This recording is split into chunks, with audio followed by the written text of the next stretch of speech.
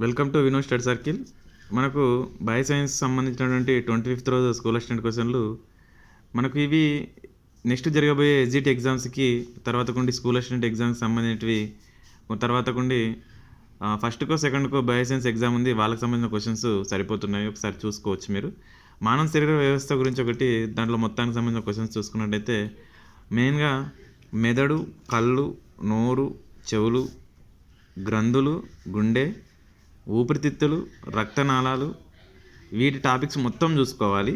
ఇచ్చిన ఎగ్జామ్లో చూసుకున్నటువంటి క్వశ్చన్లు చూసుకున్నట్టయితే మనకు దీంట్లో దమనలు, సిరలు, కర్ణికలు, జఠరికలు ఇవన్నీ ఉన్నాయి కదా, వీటికి సంబంధించిన ఇప్పుడు త్రిపత్ర కవాటము, మిట్రల్ కవాటము, ద్విపత్ర కవాటాలు, ఇవన్నీ కవాటాలు ఉన్నాయి కదా. దమనులు పుపుస ధమని, దైహిక ధమని, తర్వాత కొన్ని సిరలు పుపుస సిర, మహాసిరలు, ఇవన్నీ సిరల గురించి ఎక్కడెక్కడి నుంచి ఏ రక్తం వెళ్తుందని చెప్పేసి అడుగుతున్నాడు. ఏవి ఎక్కడి నుంచి ఎక్కడికి తీసుకెళ్తావి, గుండెకు పైన కిందకి ఏ సిర, కింద నుంచి పైకి తీసుకొచ్చేటి సిరలు ఏమని చెప్పేసి అడగడం జరిగింది.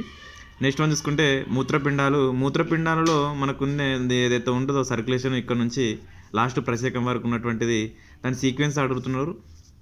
ఏదంటే మనకు హెన్లీ సిక్కెము, గుచ్చనాలిక, ఇట్లాంటివన్నీ క్వశ్చన్స్ సీక్వెన్స్ ఆర్డర్లో పెట్టమని చెప్పేసి అడుగుతున్నారు. మూత్రపిండాలు దాని గురించి సంబంధించిన మూత్రం యొక్క ప్రాసెసింగ్ అది చూడండి. నెక్స్ట్ వన్ చూసుకుంటే జీర్ణాశయం గురించి ఒక క్వశ్చన్ అడిగిండు. జీర్ణాశయం అంటే ఎలాంటిదంటే మనకు ఒక తిండి ఆహారము ఈ క్రింది వాటిలో ఎక్కడి నుంచి మొదలవుతుంది అని చెప్పేసి జీర్ణక్రియ ప్రక్రియ అని చెప్పేసి ఒక క్వశ్చన్ అడగడం జరిగింది. ఎముకలకు సంబంధించి, కండరాలకు సంబంధించి క్వశ్చన్ అడిగిండు. నెక్స్ట్ వన్ చూసుకుంటే గాలిలోని మూలకాల శాతాలు అడిగిండు. అంటే నైట్రోజన్ శాతం ఎంత, కార్బన్ డైఆక్సైడ్ శాతం ఎంత అనేది కింది వాటిలో సరి కానిది ఏది అని చెప్పేసి అడగడం జరిగింది. నెక్స్ట్ వన్ చూసుకుంటే లింపోసైట్స్, మోనోసైట్స్ సంబంధించిన క్వశ్చన్స్ కూడా అడగడం జరిగింది. బేసినోఫిల్స్, ఎసినోఫిల్స్ ఇవన్నీ ఉన్నాయి కదా, వాటి మీద కూడా ఒక క్వశ్చన్.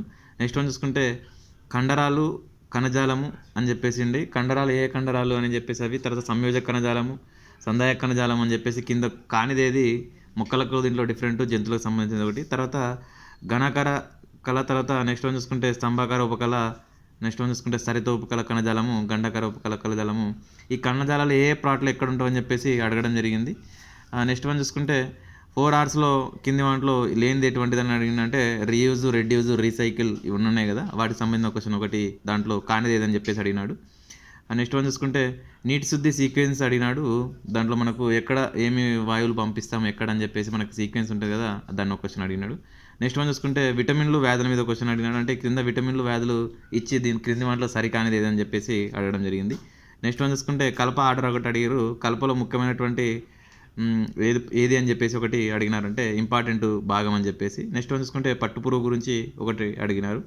నెక్స్ట్ వన్ చూసుకుంటే మొక్కలలో ఉన్నటువంటిది, మొక్కలు అడిగినట్టు చూసుకున్నట్టే క్వశ్చన్ చూసుకున్నట్టయితే మనకు మొక్కలలో సంబంధించి ముందుగా లిపిడ్స్, కేంద్రకం, అంటే కేంద్రకం ఉన్నది ఏమి ఉంటుంది లేదని చెప్పేసి ఒకటి. నెక్స్ట్ వన్ చూసుకున్నట్టయితే మనకు దీంట్లో కేంద్రక త్వచము, తర్వాత కొండి మనకు తర్వాత రిక్తికలు, జాలాకార ఈనెల వ్యాపారం అని చెప్పేసి క్రింది వానిలో ఏది కానిదని చెప్పేసి అడిగినాడు. నెక్స్ట్ సమాంతర ఈనెల వ్యాపారం అని చెప్పేసి ఏది అని చెప్పేసి ఒకటి అన్నాడు. జాలాకార ఈనెల వ్యాపారం వచ్చేసి మొక్కలు ఇట్లా ఉంటుందండి. ఇప్పుడు ఆకిది అనుకోండి, ఇది ఇట్లా వచ్చేసి ఇట్లా ఉన్న దాంట్లో మనకు జాలాకార ఈనెల వ్యాపారం ఇట్లా ఉంటుంది. ఈ సమాంతర ఈనెల వ్యాపారము ఒక ఆకు పొడవుగా ఉండి ఇట్లా మొత్తము ఇట్లా మనకు మొత్తం ఇట్లా ఉంటుంది. ఇది సమాంతర ఈనెల వ్యాపారం. ఇది వచ్చేసి మనకు జొన్నలో ఉంటుంది, తర్వాత కొండి వరిలో ఉన్నటువంటివి ఇవి. ఈ జారాకార ఈనెల వ్యాపారం వచ్చేసి మనకు మామిడి చెట్లు, తర్వాత కొండి ఇట్లాంటి చెట్లు ఉంటాయి కదా, ఇట్లాంటి ఆకులకు సంబంధించినది ఇది.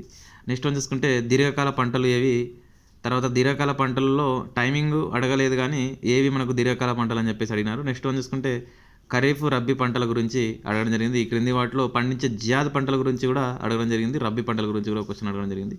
నెక్స్ట్ వన్ చూసుకుంటే వర్షాధారిత పంటలు ఏవి అని చెప్పేసి అడిగినాడు. దాంట్లో జొన్న, తర్వాత కొండి గోధుమ, వరి అని చెప్పేసి కింద పత్తి అని చెప్పేసి ఆప్షన్లు అడిగినాడు, 4 ఆప్షన్లలో. నెక్స్ట్ వన్ చూసుకుంటే పత్రరంధ్రాలు, తర్వాత బాష్పశేఖం జరిగే ప్రక్రియ ఏదని చెప్పేసి అడగడం జరిగింది. తర్వాత నుండి మనకు ఆకాశంలో ఉన్నటువంటి వర్షాలకు సంబంధించిన వాటిలో మనకి ఏవి అని చెప్పేసి క్వశ్చన్లో వాయువులకు సంబంధించినటువంటి ఒకటి అడిగింది. ఎక్కువ ఏవి క్రింది వాటిలో వాయు కాలుష్యానికి సంబంధించినవి అని చెప్పేసి అడిగినారు. కింద మనకు అన్ని మిగతావి నీటి కాలుష్యం సంబంధించినవి ఇచ్చి మిగతాది వాయు కాలుష్యానికి సంబంధించిన క్వశ్చన్లు. వాయు కాలుష్యం సంబంధించి క్లోరోఫ్లోరో కార్బన్స్ వచ్చేసి వాయు కాలుష్యానికి సంబంధించినవి. నెక్స్ట్ వన్ చూసుకుంటే కిరంజన సంయోక్రియ, ఫోటోసింథసిస్ గురించి ఒక క్వశ్చన్ అడిగినారు. నెక్స్ట్ క్లోరోఫ్లోరో కార్బన్స్ గురించి ఒక క్వశ్చన్ ఇంతకుముందే నేను చెప్పినది. నెక్స్ట్ వన్ చూసుకుంటే పిండము, సంయుక్త బీజము, జైగోటు, ఫీటస్, భ్రూణము ఇచ్చి సీక్వెన్స్ ఆర్డర్ పెట్టమని చెప్పినాడు, ఏది ఎక్కడి నుంచి వస్తుందని చెప్పేసి. నెక్స్ట్ వన్ చూసుకుంటే అలాగే వృక్షనాళిక, హెన్లీ సిక్కెము, గుచ్చము, ప్రశేకం అని చెప్పేసి ఇది కూడా ఒక సీక్వెన్స్.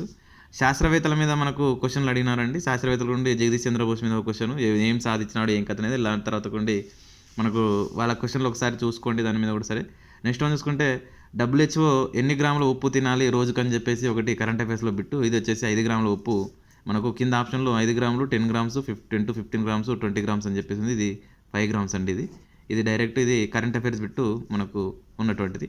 నెక్స్ట్ వన్ చూసుకుంటే రాజస్థాన్ సీఎం ఎవరని చెప్పేసి అడగడం జరిగింది. దీనికి బన్వర్లాల్ ఆన్సర్. నెక్స్ట్ వన్ చూసుకుంటే ఓయసాలలు పాలించిన రాజ్యం ఏదని చెప్పేసి ఎవరు అని చెప్పేసి అడిగినాడు. అంటే కందేరులా లేకుంటే చందేరులా అని చెప్పేసి ఒకటి ఉంటుంది, అది చూడండి ఒకసారి దానికి. నెక్స్ట్ వన్ చూసుకుంటే ఆవృత బీజాలు, వివృత బీజాలు మొక్కలు ఈ క్రింది వాటిలో ఏవని చెప్పేసి అడిగినారు, అదే క్వశ్చన్. నెక్స్ట్ వన్ చూసుకుంటే కూలి చీమలు గురించి ఒక క్వశ్చన్, తేనెటీగల గురించి అడగడం జరిగింది.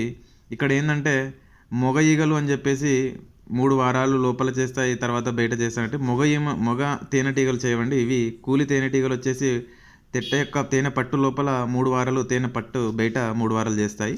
నెక్స్ట్ వన్ చూసుకుంటే అధ్యయనాలు సంబంధించిన క్వశ్చన్ అడగడం జరిగింది. మూత్రపిండాలు తర్వాత కొండి ఎడమ మూత్రపిండం చిన్నగా ఉండడానికి రీజన్ ఏది, ఊపిరితిత్తులు కూడా ఎడమ ఊపిరితిత్తులు చిన్నగా ఉండడానికి రీజన్ ఏదని చెప్పేసి అడిగినారు. అంటే మనకు కాలయము ఎక్కడైతే ఉండదో ఆ ప్లేస్లో ఉండడం వల్ల మనకు ఒక మూత్రపిండం చిన్నగా ఉండడం జరుగుతుంది. ఊపిరితిత్తులు కూడా సరే గుండె అక్కడ ఉండే ప్లేస్ వల్ల మనకు ఊపిరితిత్తులు ఒకటి చిన్నగా ఉండడం జరుగుతుంది. నెక్స్ట్ వన్ చూసుకుంటే మనము కోడి పందాల్లో ఉపయోగించే కోడి ఏదని చెప్పేసారు, ఇది అసిల్ కోడ్ అండి దీనిలో ఒకటి. నెక్స్ట్ వన్ మనకు కొన్ని ఇంకా 2 మిగతా క్వశ్చన్లు చూసుకున్నట్టయితే చెవులలో ఉన్నటువంటి ఎముకలు సీక్వెన్స్ ఆర్డర్ అడిగినారు. దాంట్లో మనకు అంటే మధ్య చెవులో ఉన్నటువంటి ఎముకలనే ఇవి స్టెప్పీస్, ఇంకస్, మాలిస్ అని చెప్పేసి ఉన్నాయి కదా. ఈ 3 యొక్క ఎముకలు చెవి లోపల, మధ్య చెవి లోపల ఉంటావా లేకుంటే లోపల చెవి లోపల ఉంటావా లేకుంటే వెలుపల చెవిలో ఉంటావని చెప్పేసి క్వశ్చన్స్ కింద అడిగి సరికానిది సరి అని చెప్పేసి అడగడం జరిగింది.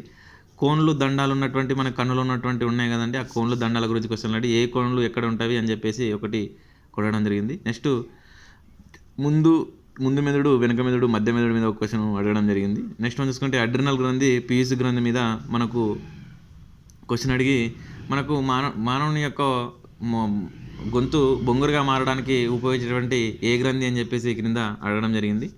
నెక్స్ట్ వన్ చూసుకుంటే జీర్ణాశయంలో సీక్వెన్స్ కూడా ఒకటి అడిగింది. ఎడ్గాడెల్ యొక్క ఇది మెత్తలో ఉన్నటువంటి ఒకటి, ఈ క్రింది వాటిలో ఎడ్గాలియర్ సిద్ధాంతాన్ని దేన్ని అంటారని చెప్పేసి కింద అడగడం జరిగింది, అది యొక్క సిద్ధాంతాలు అని చెప్పేసి. నెక్స్ట్ వన్ చూసుకుంటే పియాజే సగ్నాసిక సిద్ధాంతము.